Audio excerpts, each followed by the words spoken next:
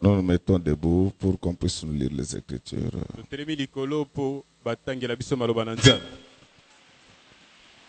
Et le message de ce matin sera tiré du livre du 2e roi, chapitre 5, verset 3. Et elle dit à sa maîtresse: oh, si mon Seigneur était auprès du prophète qui est à Samarie, les prophètes les guériraient de sa lèpre. Amen. On acclame le Seigneur et nous asseyons tous. Aujourd'hui, nous allons aborder un autre thème qui s'intitule « Le peu que je peux ».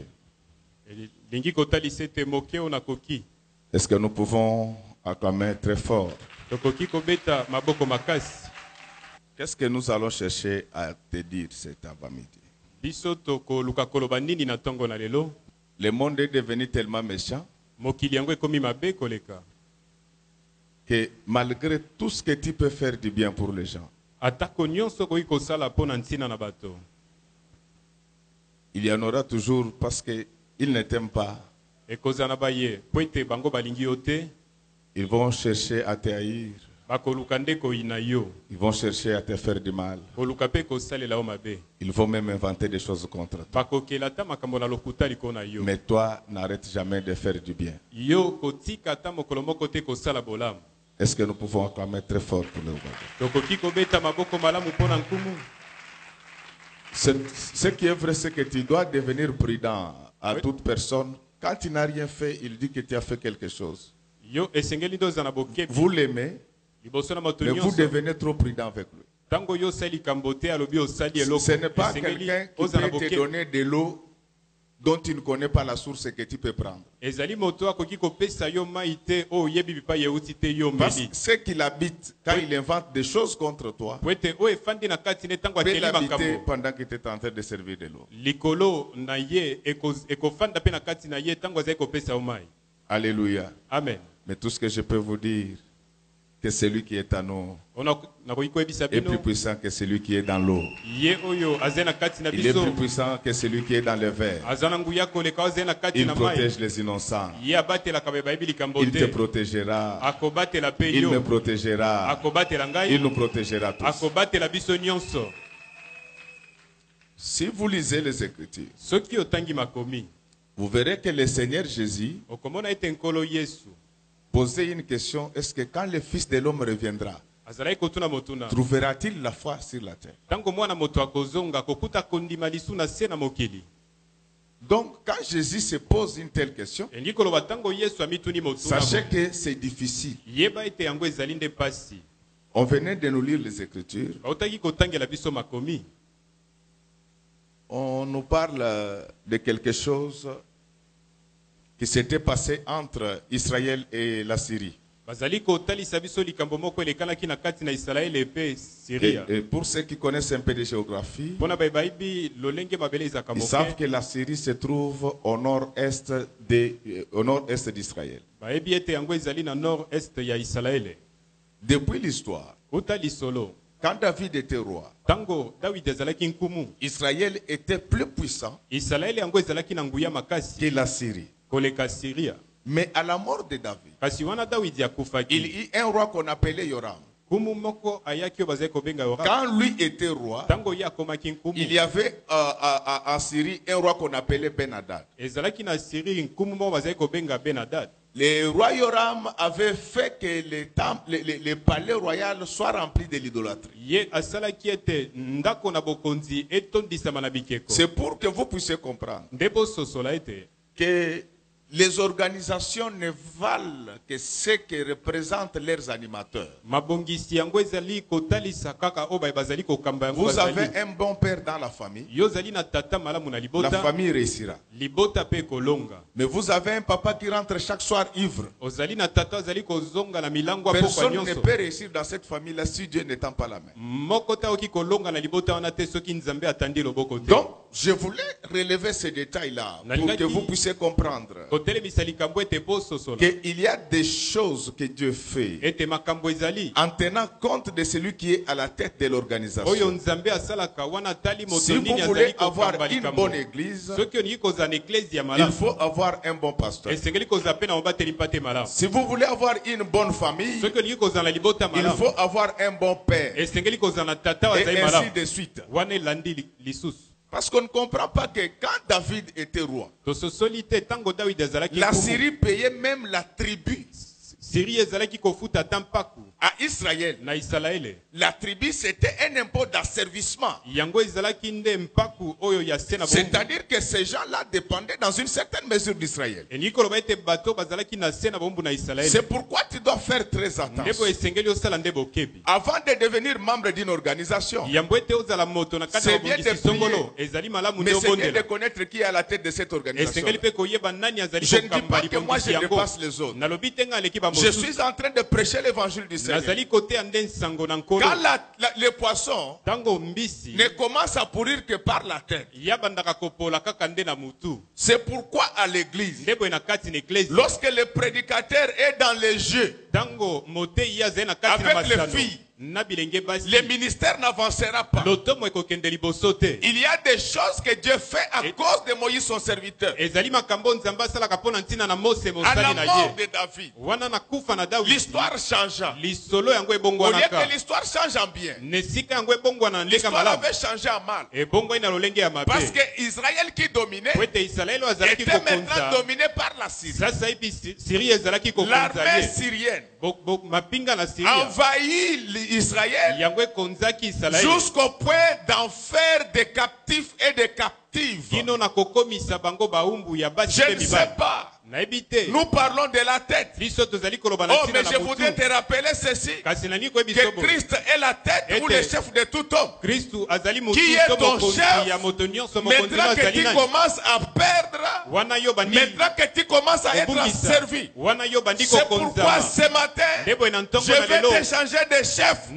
Ça ne sera plus ton intelligence. Ça ne sera plus les démons. Ton chef sera bientôt et désormais le Seigneur Jésus-Christ, le Dieu de victoire, le Dieu de protection, le Dieu de sécurité, afin qu'il puisse te sécuriser davantage. Lorsque j'ai parlé de vertige géopolitique des États, je vous avais fait voir que d'après Daniel 12:1, Israël avait un ange protecteur. Une église doit avoir un ange protecteur. Pas seulement l'ange invisible, un messager qui apporte le message de la protection. Je voudrais que ce matin que vous soyez protégés contre toutes les invasions sataniques dans vos cœurs, dans vos maisons, dans vos entreprises, et que vous puissiez marcher sur les scorpions et que rien ne puisse vous nuire. Je ne sais pas, bien-aimé, qui est ton chef, qui te dirige maintenant. Le Seigneur Jésus-Christ avait dit à Pierre que le moment arrivera où ça sera quelqu'un d'autre qui te fera porter la ceinture et il t'amènera là où tu ne voudras pas. Oh, la Bible nous enseigne que la ceinture est l'image de la vérité. Est-ce que ce matin que Jésus-Christ puisse vous ceindre de la vérité et que la vérité vous amène là où vous ne voulez pas. Bien-aimé, heureusement ou malheureusement, l'une des captives va trouver du travail dans la maison de Naaman. Acclamons très fort pour le roi des rois. Je regrette aujourd'hui que la culture d'hospitalité ne fait plus partie des manies des chrétiens entre guillemets. Ils n'accueillent que ceux qui valent quelque chose pour eux. Ceux qui ne représentent rien sont tout de suite rejetés. Mais accueillant des inconnus, qu'Abraham a pu recevoir Dieu Tout-Puissant et ses anges dans sa maison. Ma sœur, mon frère, est-ce que tu sais encore accueillir des gens aujourd'hui dans ta maison? Les gens se plaignent. Ils disent que les pasteurs ne visitent pas les gens. Mais nous avons aussi peur. Je connais un groupe de serviteurs de Dieu qui étaient dans les quartiers où habitait une sœur. C'est dit, on passe quand même dire bonjour à la sœur. Les enfants qui ont vu le pasteur, ils ont crié, notre pasteur, soyez les bienvenus. Quand ils sont allés appeler la sœur, en lui disant que le pasteur est là, la première réponse de la sœur, alors le pasteur là a répondu à la sœur. Il a dit, maman, nous sommes en jeûne. Nous ne sommes pas venus pour manger. Nous pensions que tu es notre fille et qu'on pouvait passer pour te saluer. Comme c'est l'heure de manger, restez, nous nous partons. Et papa, on lui a dit non, les enfants n'ont rien dit. Quand tu parlais, nous étions en train d'écouter. Pour les serviteurs de Dieu, on ne mange pas le bien de n'importe qui. Quelqu'un qui te dédaigne et qui te boude, s'il te donne quelque chose à manger, le livre des Proverbes dit que ça sera comme des graviers dans ta bouche. Mais Naaman, un païen, un idolâtre, parce qu'il était parmi ceux qui accompagnaient les rois dans les temples de Rimon. Il eut pitié de la petite fille. Quand il l'avait regardée, il avait dit que celle-ci, on l'a amenée captive. Comment elle pourra survivre? Madame, tu peux la prendre comme bonne. Acclamons très fort pour le roi de rois.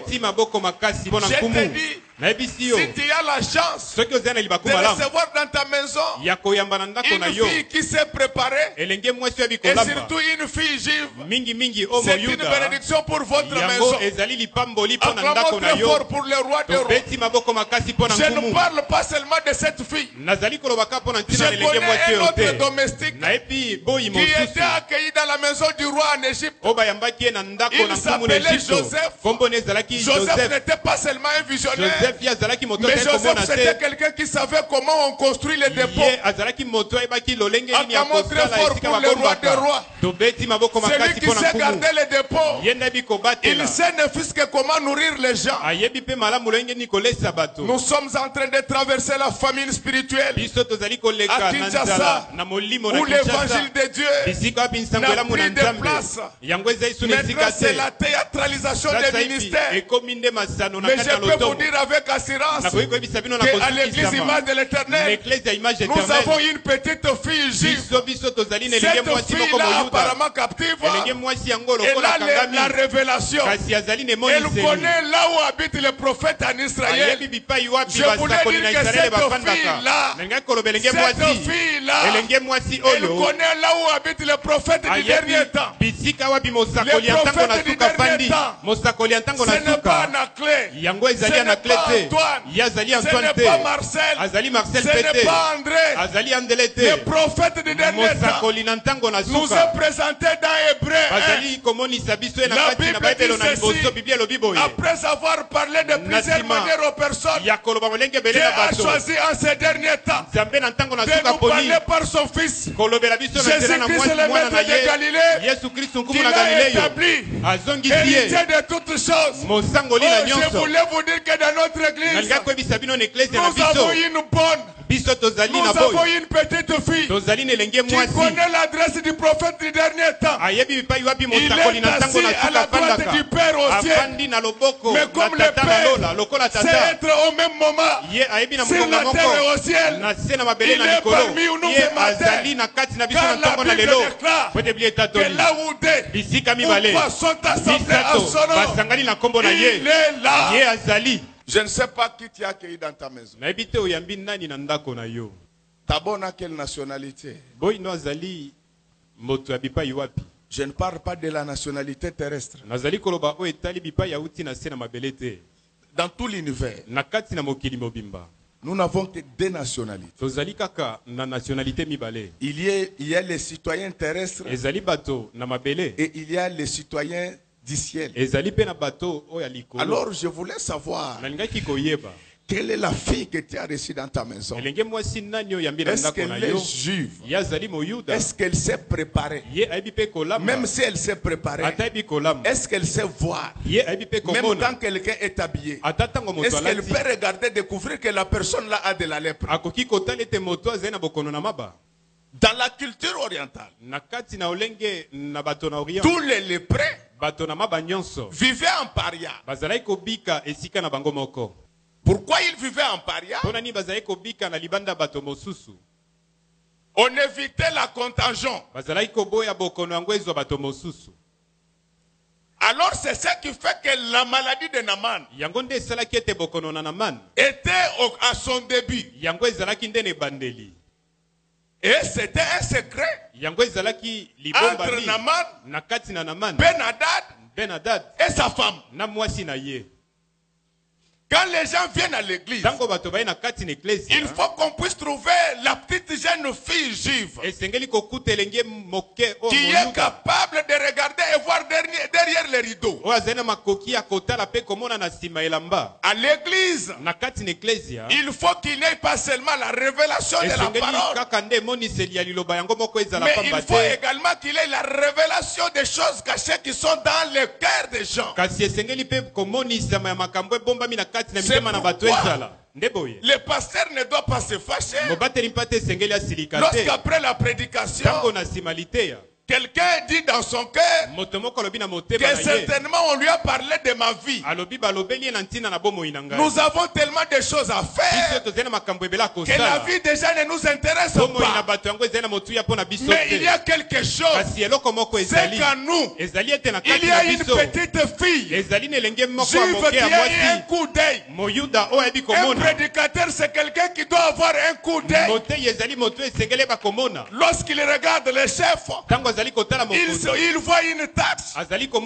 Les chefs dont je parle ici, ce n'est pas seulement le général syrien, mais je suis en train de parler du nouvel archange. Le nouvel archange, ce n'est pas celui qui s'était battu contre le roi de Perse. Le nouvel archange, celui qui est plus puissant sur la terre maintenant par Dieu, c'est Jésus-Christ, le maître de Galilée. Mais ce général-là, cet archange-là représente l'église corps mystique de Jésus. Un bon prédicateur, il doit voir que maintenant il y a une tâche sur l'église. Et quand il voit cela, il ne doit pas se taire. Il doit demander au général de partir à Samarie. Parce qu'à Samarie, il y a un prophète. C'est ça la différence qui existait entre Israël et d'autres États. Dans tous les États, il y avait des rois. Il y avait des armées. Mais dans tous les États, il n'y avait pas un prophète. Le prophète dont on parle ici, ce n'est pas celui qui parle de la vie des gens. On est en train de parler du prophète de la plus grande prophétie. La personne qui a l'intelligence, la connaissance, la maîtrise des mystères de la parole. Je ne sais pas. Toi-même tel que tu es là, la Bible dit que tu es une ville bâtie sur une montagne. Est-ce que toi, il y a un prophète? Est-ce qu'il y a un prophète qui parle à ton cœur quand tu fais mal agir? Il te dit que ne fais pas ça. Est-ce qu'il y a un prophète en toi? On avait déporté cette fille Mais on n'avait pas réussi à détacher son cœur d'Israël. Il vivait en Syrie, mais son cœur était en Israël. Un enfant de Dieu, il vit à Kinshasa, mais son cœur est au ciel. Là où se trouve Jésus-Christ, le maître de Galilée. C'est ainsi que la Bible déclare. Affectionnez-vous aux choses d'en haut. Qu'est-ce que tu aimes, toi? Je voulais vous dire ceci. En haut, il n'y a pas de mariage.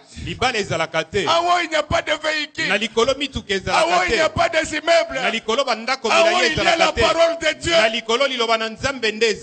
Mais quand la parole descend sur la terre, elle prend la forme de la terre. Cherchez d'abord la parole. Quand elle viendra, elle prendra forme. Laisse que la parole qui est dans vos cœurs prenne la forme des maisons, prenne la forme du pouvoir, prenne la forme de la voix, prenne la forme des mariages, prenne la forme des fiançailles. Amen. Dans cette maison-là, la fille ne représentait rien. On savait qu'elle était là pour balayer la maison. Mais cette fille qui venait pour balayer la maison, elle avait la grâce de Dieu. Faites très attention aux personnes qui ont la grâce de Dieu. Et ce que j'aime dans cette affaire, elle parle d'abord à sa maîtresse. Acclamons très fort pour le roi des rois. Acclamons très fort pour celui qui vient à Jamais. La petite fille juive doit parler d'abord à l'église. Amen. C'est l'église qui doit véhiculer le message. Je ne sais pas combien de gens tu as déjà amené au Seigneur. Des gens que toi-même tu as déjà amené au Seigneur. Depuis que tu dis que tu as cru. Non, il ne faut pas hésiter. Ce que tu crois n'est pas avoir d'importance. C'est très important devant Dieu. Et ce que j'aime, c'est le courage de la fille. La fille s'occupe quand même de la lèpre du général. Mais les prédicateurs de la ville de Kinshasa vont voir le général. Ils ne voient jamais la lèpre. C'est toujours Dieu est avec toi. Quand tu vas voir le chef, si c'est un bon chef, bénis-le. Mais si c'est un chef avec des copines, il faut lui demander d'arrêter la vie des copines. Chef, arrête la vie des copines.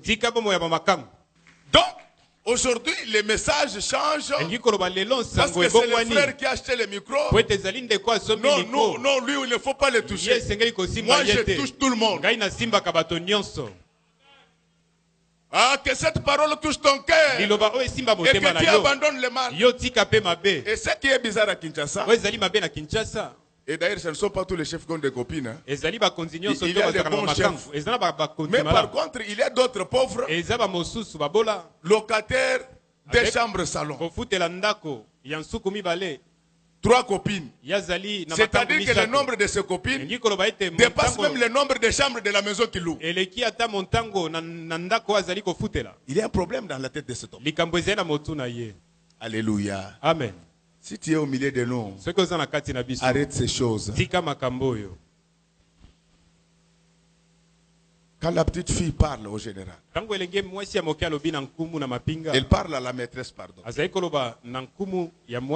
La maîtresse reçoit le message. Oh, acclamons très fort pour le roi de roi. Pour ceux qui lisent la Bible, ils savent que la révélation, ce n'est pas une affaire de grands. Je ne parle pas de la grandeur physique. Non. Les gens qui se sont fait grands, qui considèrent qu'eux ne peuvent plus recevoir des autres, ils ne connaissent pas les Écritures. C'est ainsi que la Bible dit: je te loue, Père, de ce que tu as caché ces choses aux sages et aux intelligents, mais tu les as révélées pas aux enfants, mais à ceux qui sont comme les enfants. Amen. Vous saisissez la nuance? La révélation, ce n'est pas une affaire des enfants. La révélation, c'est pour ceux qui sont comme. C'est-à-dire que ce sont des adultes, mais ils se comportent comme des enfants. Un enfant ne jurie pas. Il n'est pas rancunier. Vous le fouettez, il va revenir. Mais les adultes ici, pour un petit rien, lui, jusqu'au retour du Seigneur. Qui t'a dit que toi tu verrais le retour du Seigneur? C'est-à-dire que dans l'homme, il y a toujours une petite jeune fille. Mais pas la fille. Comme nos filles ici. Les filles qui ont le pamplemousse, non. C'est en cela que consiste la théandrie de Jésus. Il est à la fois homme. Lorsqu'il est notre grand frère. Mais il est aussi femme. Lorsqu'il est église. C'est-à-dire que tu peux être un homme, mais quand la petite fille là qui révèle des choses n'est pas en toi, tu ne communiqueras rien de bon. On nous lit Luc 4. À partir du 20e verset. Commence même à partir du 15e verset. Il enseignait dans les synagogues et il était glorifié par tous. Il s'est rendu à Nazareth où il avait été élevé. Suivez bien la lecture là, j'ai besoin de votre attention. Il s'est rendu à Nazareth où il avait été élevé et selon sa coutume, il entra dans la synagogue le jour du sabbat. Il s'éleva pour faire la lecture et on lui remit les livres du prophète Ésaïe. L'ayant déroulé, il trouva l'endroit où il est écrit: L'Esprit du Seigneur est sur moi, parce qu'il m'a oint pour annoncer une bonne nouvelle aux pauvres. Il m'a envoyé pour guérir ceux qui ont le cœur brisé, pour proclamer aux captifs la délivrance et aux aveugles le recouvrement de la vue, pour envoyer libres les opprimés, pour publier une année de grâce du Seigneur. Ensuite, il roula les livres, les remit aux serviteurs et s'assit. Tous ceux qui se trouvaient dans la synagogue avaient les regards fixés sur lui. Alors il commença à leur dire: Aujourd'hui, cette parole de l'Écriture que vous venez d'entendre est très fort pour le roi de Dieu. Tu peux rentrer.